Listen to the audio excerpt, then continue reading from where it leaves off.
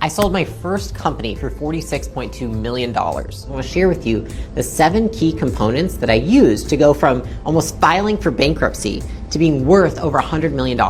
These principles are for people who either want to sell their business for millions of dollars, live life on their own terms, or really anywhere in between. And trust me, having the option of having a sellable business is better than just having a business. So why does this matter? I learned this because when I first started my business, somebody asked me, would you want to sell it one day? And it was in my first year of having my business. And I was like, heck no, why would I ever want to do that? Fast forward 5 years. I did want to sell my business.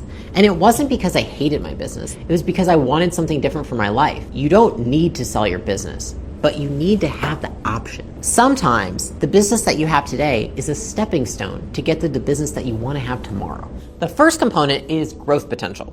Growth potential is the capacity and opportunity that the business has to expand its revenue. You could also measure growth potential by total addressable market. This is how many people the business could serve in total. For example, if you sell toothpaste, you have a very large total addressable market because a lot of people buy toothpaste. On the other hand, if you sell fake eyelashes, you have a smaller addressable market because only women, for the most part, buy fake eyelashes. So why does this matter? Buyers want to know that there's potential to your business, not just risk. We want to know that someone has left meat on the bone. Say you have tapped out all the ways to grow your business. That's less appealing to a buyer because then they're thinking, okay, well, how am I going to keep growing this business in the future? That's why best time to sell your business is often when you don't want to sell your business. Because most of the time when you don't want to sell your business, it's because your business is doing really well and you're seeing how fast it's growing and you're seeing all the upside and you're recognizing potential over and over again. When you do want to sell your business, it's usually when your business isn't doing well. If you desperately want to sell your business, the likelihood that somebody wants to buy it is very low. Nobody wants to buy a flaming piece of shit. What I would recommend is solve for your pain because where you have pain is what's going to build a better business. For example, 2 years before we sold our business, it felt so painful because I didn't have any strategic leadership. And so I was the leader for basically every department. So what I did is rather than sell my business right then is I said, I've got to get leaders in place because I can't even sell my business for a good number if I'm the main person that's needed here. And so what happened is that by the time my business was ready to sell, I was out of pain. In fact, so much so that when I went into the sale process, I was like, I don't even know if I want to sell the business. I don't really care because I wasn't needed anymore. But that was amazing because what it meant for people looking to buy my business is this is a good investment. It's stable. It's increasing in value. There's lower risk. And so my point is, if you're in a lot of pain right now, that's not a reason to sell your business. You can sell your business when it's struggling. But the question is, what's the price and what's the terms? A lot of times when you're looking at a deal, the likelihood that you're going to get the amount of money that you want and that you're going to be involved as you want is low. When I sold my first company, Gym Launch, we showcased that there was a lot of growth potential left on the table. Our avatar, our total addressable market that our product fit the needs for were micro gym. And what we saw is, okay, let's look at all the ways that we can grow the business that we can speak to people that are looking at buying it. And so one of the main ways is that we could go up market. We actually talked about how are we going to expand to franchises. That's one bucket of expansion that we had. Another bucket of expansion we had is that we had started building a software, but we had never launched it. Technology, another bucket in terms of growth potential. And then the last bucket in terms of growth potential, at one point we had said, let's pivot and look at expanding internationally. So just doing the exact same thing, but doing it in Brazil, for example. And so those were the 3 buckets that we had so that when we went to market, we were able to say, look at these ways that we can grow. That's not enough, but they're going to say, prove it to me. So what we did is actually, we launched what we called Big Box, which was we pitched franchisees and we pitched big chain gyms, our product, and then we closed 6 deals so that when we went on the market, we could say, look, we just launched this new product. Here's what it looks like. We've already proven it out, but look at all this untapped potential because we know this works. Not only did we show that we had the growth potential, but we also made it real. So if you're trying to figure out what does growth potential look like for my business, here's the 3 questions that I would ask myself. What opportunities have I left on the table that someone else can capitalize from? Is my business currently thriving or am I trying to sell it because I'm in pain? What signs of future growth can I showcase or demonstrate to show that my business has long-term growth potential? Somebody buying your business is looking at it not just as a business, but an investment. And so if you look at what makes a stable investment, it's something that you know isn't going to disappear over time. It's something that's going to increase over time. Don't look for the next opportunity until you've maximized the one you're in. My inability to see how big my business could actually be was actually the biggest limiter of my business. That's when I realized most companies stall because the founder runs out of vision, not because the company runs out of potential. It may not be that there is no path to growth. It may be that you just don't know what that path is and you don't have the vision or you don't have the skills to figure it out. And so if you don't, watch this video and watch the rest of it and find out what else you can do, because more businesses, people sell them too early or they shut them down because they think the business is the problem, when in fact it's your lack of ability to see a long-term vision for it. The next component is a unique value proposition. It's really just the unique benefits that a service or a product offers to its customers. A unique value proposition doesn't need to just be the product. It can also be the messaging around the product, or it could be the pricing of the product. I call like the 3 P's of a value proposition. There's price, promotion, and product. So to give you an example of each of those things. For product, let's look at a company like Apple. Apple, their unique advantage is the quality of the product. Even from when you get the package, how the box sounds when it opens, to how easy it is to set up the product, Apple has mastered the simple user experience. Now, if you've got price, Spirit, super low price, you just have to pay for all these extras and add-ons, but you can fly for like $50. The last P is promotion. A great example of this is Red Bull.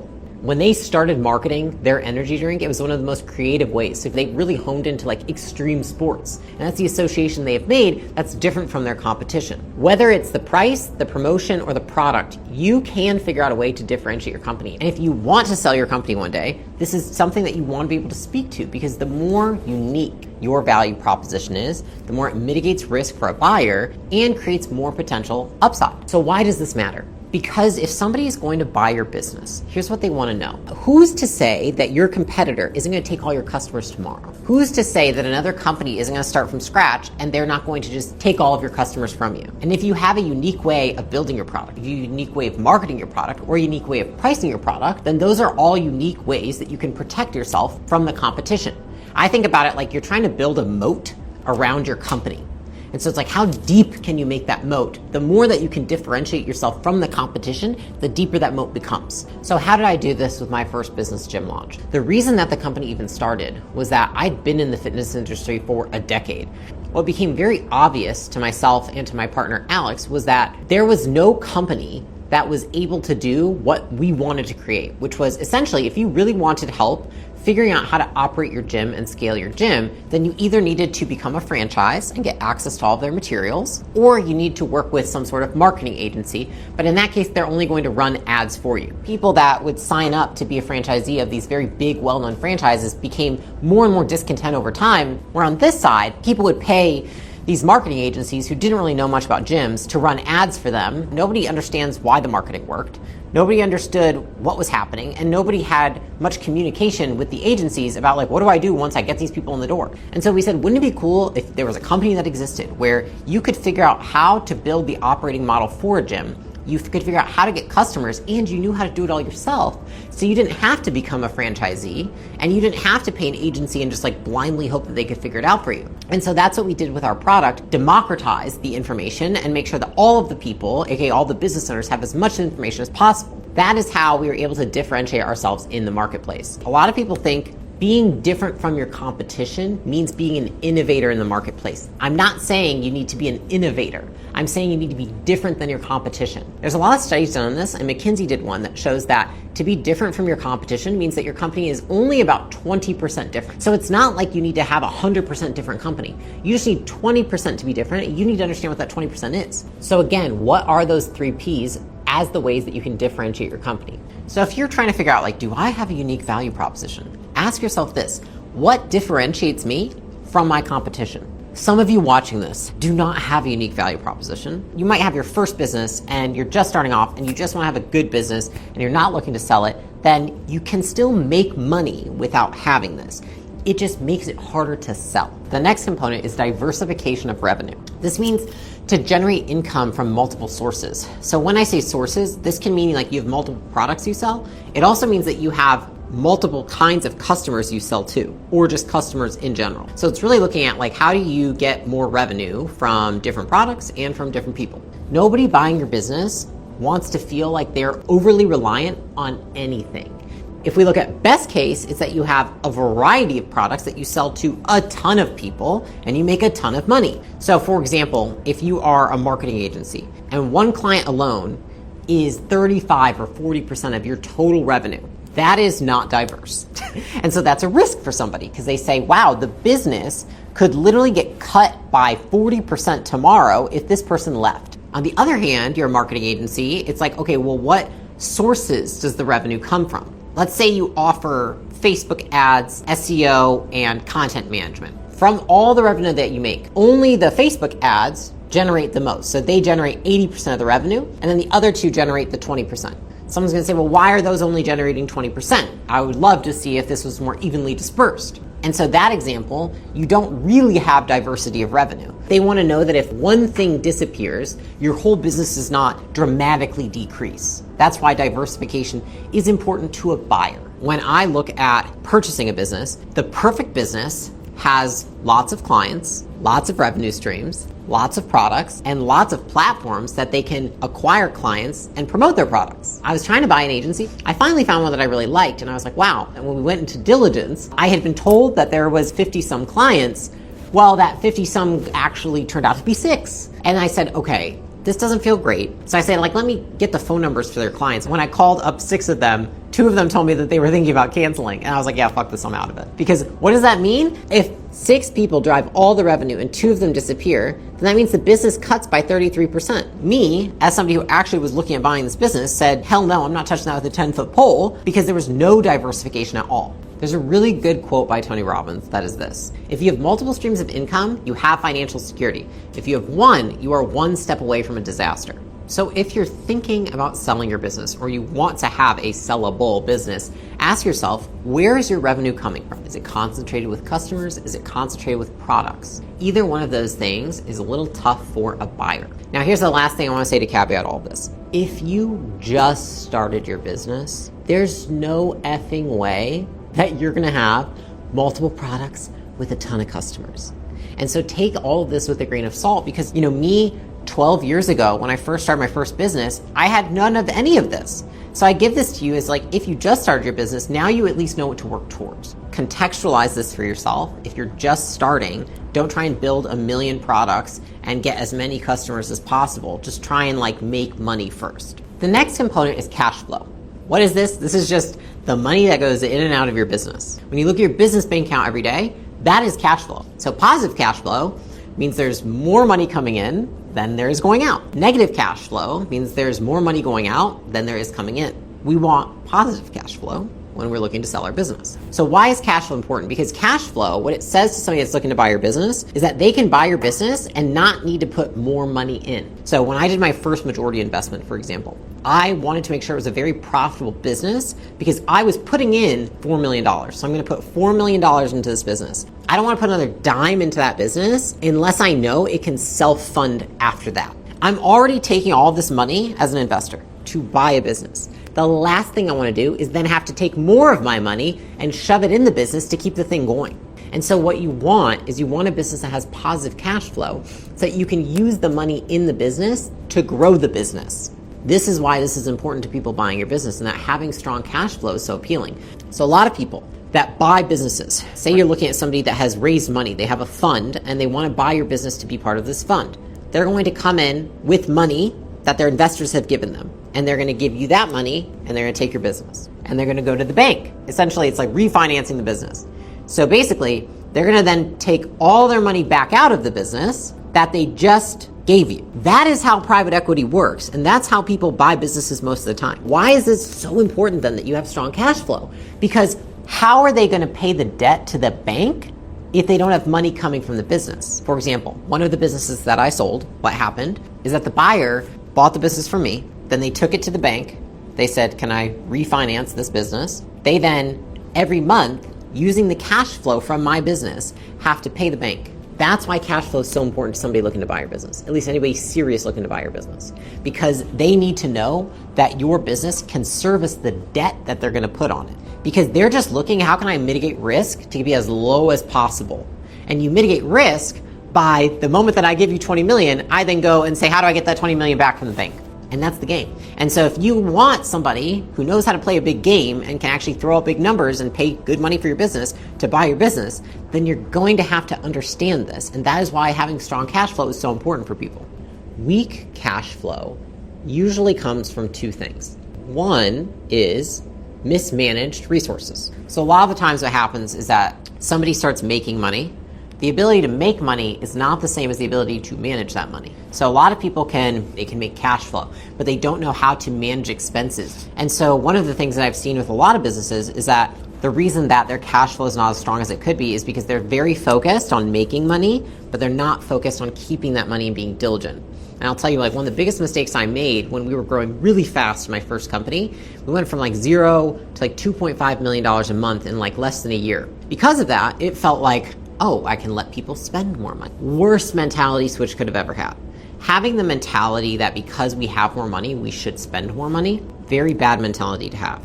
We should spend more money on the things that grow the business, not the things that support the growth, not software and technology and all these other things. And so now here's the reality. Are we going to spend more money on something? Yes. But having the mentality that we now can spend more money on things because we make more, it actually just creates less operational discipline in the business. So what you see in that is people are overpaying people, which then they bring in new people, and new people are why is this person paying this money? It's all this confusion. Creates cultural issues. We see that people start outsourcing work that they should be doing because well, we got money, so we should outsource it to this person. When it's and then you start noticing that the potency and density of work in the company starts to dilute over time. What I will say is this, is that having weak cash flow because you have low operational management, that's not a healthy company either. And so if you have weak cash flow and you're I don't pay attention to anything that happens after the money is made, that could be one reason. The other reason is that you might have low product market fit. Okay, so there are many companies, they cannot demand higher prices. They can't create margin in their business because there's just not enough demand for the product. So I'll give you an example. We had a portfolio company that they boomed during COVID because they were in the fitness industry. And because of that, they were able to charge astronomical prices because there was such a demand for their specific type of fitness that they offered to customers. Because of that, the metrics in the beginning were amazing. Cash flow was super strong. What happened was that we moved into a new era where there was less demand for their product, and because of that, less people bought it at a high price. So eventually, it was either less customers buy or we lower the price and get more customers. It's because there was less demand for the product because product market fit had started to diminish. And so because of that, we had weaker cash flow. So what that taught me is that you have to constantly be also innovating to make sure that you stay ahead of the curve, because if you have weak product market fit, it's hard to do really anything in the business, including produce cash flow. Do I have low product market fit? Do I have weak operational diligence in my company? Either one of those things could be a reason why you don't have strong cash flow in your business. The ideal is that we can use cash flow to create more cash flow. The next component is recurring revenue. This is just the income that a business earns predictably over time. So this could look like subscriptions, long-term contracts, monthly payments coming in. It could look like maintenance fees. It just means you know that someone paid you and that you know when they're going to pay you again. Versus a lot of businesses, it's they paid me. I don't know if they're ever going to pay me again. And the reason that this is so appealing to somebody who wants to buy your business is because they want to know predictability of revenue and of cash flow. And so when they're looking at your business, there's some businesses that might have a ton of one-time purchases. But then they're saying, well, how do I know they're ever going to buy anything from you again? When you have recurring revenue, it takes away a sense of urgency to do things to make money in the business. Because if you're constantly just trying to make the next sale because you only have one-time purchases, it makes it really hard to be strategic in your business. So for example, there was a company that we invested in about 4 years ago now, and that company only had one-time purchases. Super strong revenue, super strong margins, but it only had one-time purchases. We know that we can get somebody to buy a product one time, but what would be more valuable is if we can get that person to buy our product and then also go into a subscription. And then what would be even more valuable on top of that is that they don't just go into a subscription, but there's also an upgrade available. And so what we did is that we took the revenue that we were getting from the one-time purchase and we spread it out onto the subscription, and then we increased it with the upgrade. And not only did we increase revenue, but we made a more stable and a more sellable business by doing that. That's where like Starbucks cards come into play. Another example of this is like if you go to like a med spa.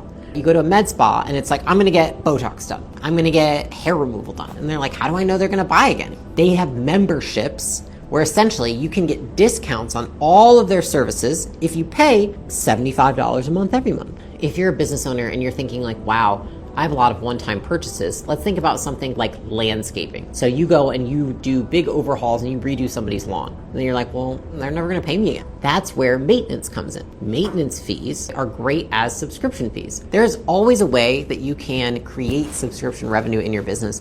It's just a matter of figuring out what are the things that somebody's going to do with your product or service after you've allowed them to buy it one time, and then how can you offer to do it for them? So if you want to figure out if your business has recurring revenue, ask yourself this: do I have predictable revenue, or am I only making one-time purchases? The next question to that is, how could I turn my one-time sales into recurring purchases? Is it a subscription? Is it a maintenance fee? Is it a membership? There's always something that you can think through. The next component is financial performance. This is how easy is it for the company to generate revenue and profit with lower expenses on a long enough time horizon. What you have to remember is that the person buying your business, they're buying it as an investment vehicle. And so they want to know, when I put my money in, am I sure that I'm going to be able to get my money out one day? They're looking to make more than what they put in. And if your business doesn't have strong financial performance that can't show them that there's the ability to make more on their money, then they could just go to an alternative. You're competing against not just other businesses, but other sources of investment vehicles that investors can put their money in. And so that is what, when you're bringing your business to market, you have to think about, because that's what they're thinking about. Is they're thinking, how do I know that this is the best allocation of my capital? So let's break this down. Financial performance really consists of two parts. The first one being revenue. That's really just your ability to sell and sell more over time. So when somebody's buying your business, they're going to look very closely at your revenue trends, because revenue trends are a sign of how strong your business is. If your revenue is like this, then their return is going to be like this. If your revenue is like this, then their return is going to be like this. So we want this. We don't want this, and we don't want this. Strong revenue is an indication of how strong your business is. It means you have demand from the marketplace. It means you have the ability to market and sell. It means you have customers who want to buy your product.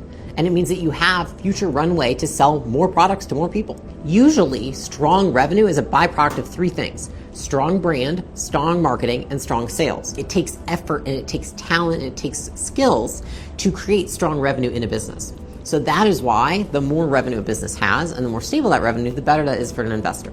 So if you're listening to this and you're thinking to yourself, I don't know how my revenue is, I want you to ask yourself this question: what's stopping me from making more revenue? Is it because you don't have somebody in your marketing department? Is it because your reputation's not that good? People always have the goal of making more revenue. The question is, why aren't you making more? What's stopping you? And that's what we want to solve to unlock more revenue growth. The next measure of financial performance, we have gross margin. This is how much money remains after the cost of goods. So let me explain what that means. If you make $100 selling stuffed animals, but you buy those stuffed animals for $20, then your gross margin is $80. That's gross margin. Now, on the other hand, we have profit margin, which is how much is left over after not just cost of goods, but also the expenses in your business. Let's say you sell a stuffed animal for $100. And then you bought that stuffed animal for $20. We're at $80. You got to pay payroll. You got to pay for the building. You keep the stuffed animal. And let's say after all that costs you $30. So 30 plus 20 is 50. 100 minus 50 is 50. So your profit margin is $50. Both of these things indicate the performance of your business. And the higher both of these numbers are, the better. These numbers indicate different things. Gross margin is usually a great indication of how scalable your product is. Profit margin is an indication of how you're managing costs in your business. If you have strong gross margins and strong profit margins, that is ideal for an investor. This is crucial because they want to know that they can recoup their investment. So for example, my first business gym launch, really strong gross margin and profit margin. The reason is because it was a service business, and so there wasn't like fixed cost in terms of I need to spend $20 on every customer to deliver them goods. The second piece to it is that it was a remote company, so that also greatly reduced overhead. So both of those things allowed both our gross and profit margins to be fairly high. On the other hand, I started Prestige Labs. The gross and the profit margins, like that business never really reached profit margins over 40%. And the reason for that was because we had to buy all of these supplements, and we were at the hand of people who supplied the raw material, and they got to put them at whatever price they put them at. And so because we didn't make chemical compounds to make supplements, they dealt us as their hand. So if costs went up for them, costs went up for us. If 1 month we dip a little, because November, sometimes our profit margin would be 10%, just that dip, it ate into all of our profit. And so we barely had any profit left over. For some businesses, like the one I just mentioned, you won't have high margins or even like mid margins until you have economies of scale, which really means until you get big enough to determine how much things cost or to have influence on how much things cost. So think about it like this. If you're a factory, let's just say you ship pre-made meals. In the beginning, your margin's going to be much lower because you have to invest in buying a factory, in all the machines, in hiring all the workers, just to make the base amount of units. Once that infrastructure is in place, you actually might not need to add much more cost. You just can produce more with the resources you already have. And so that is economies of scale. So ask yourself this question. 1, do you know your margins? And the second question I would ask is, if you do know your margins, what's stopping me from having better margins?